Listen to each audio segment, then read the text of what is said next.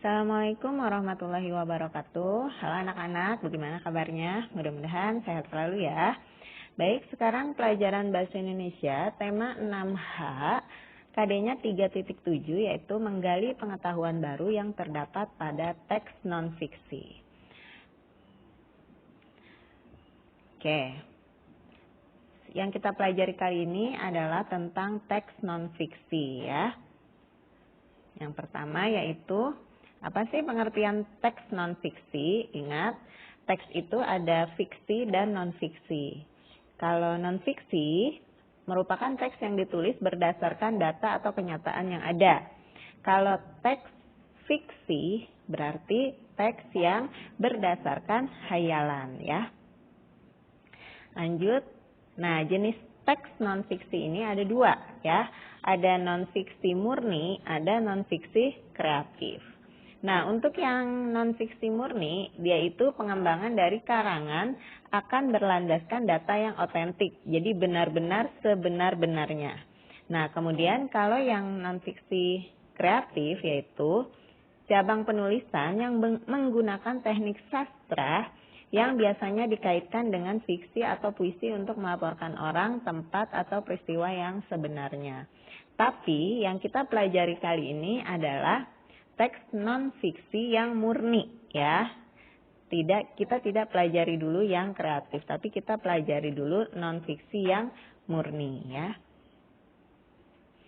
Nah, di sini contoh untuk teks non-fiksi yang murni yaitu ada skripsi, karya ilmiah, laporan, makalah, tesis, disertasi, artikel, dan sebagainya ya. Jadi ini tuh berdasarkan data yang nyata ya, tidak direkayasa.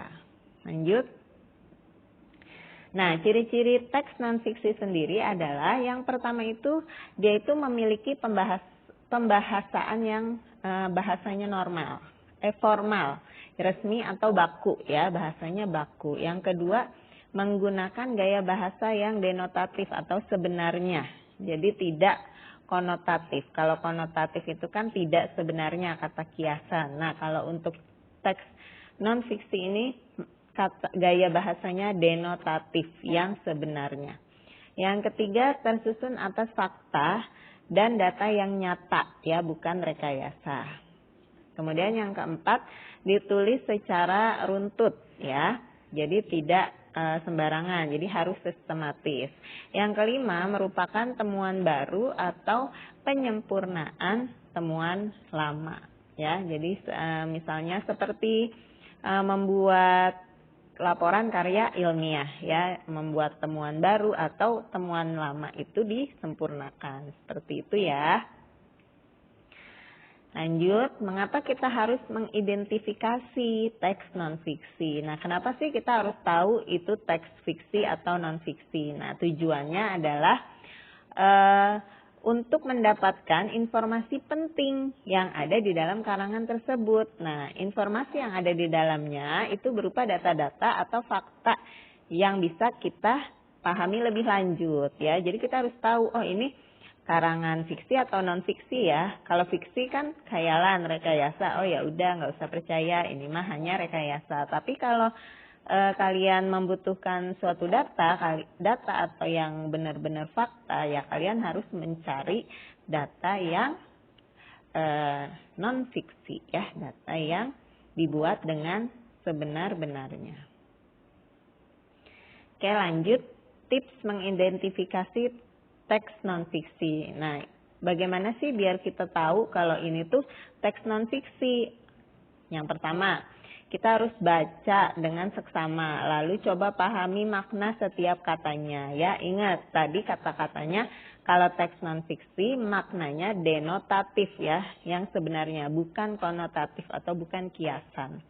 Yang kedua, coba untuk membaca sebuah teks non-fiksi lebih dari satu kali. Nah, untuk kamu tahu ini teks fiksi atau non-fiksi, nah kamu harus baca minimal 2 kali ya. Terus, yang ketiga, mencari kalimat utama akan sangat membantu dalam proses mengidentifikasi teks non-fiksi.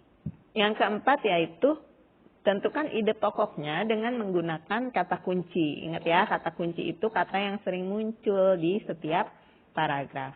Yang kelima, manfaatkan kata tanya apa, kapan, siapa, di mana, mengapa, dan bagaimana untuk mencari tahu informasi penting dan menyajikannya dalam kesimpulan. Nah, itu tipsnya ya untuk mengidentifikasi dari teks non-fiksi. Baik, itu saja materi dari Bu Vidya. Mudah-mudahan kalian paham, mudah-mudahan pertemuan kita ini bermanfaat. Wabillahi taufiq wal hidayah. Wassalamualaikum warahmatullahi wabarakatuh.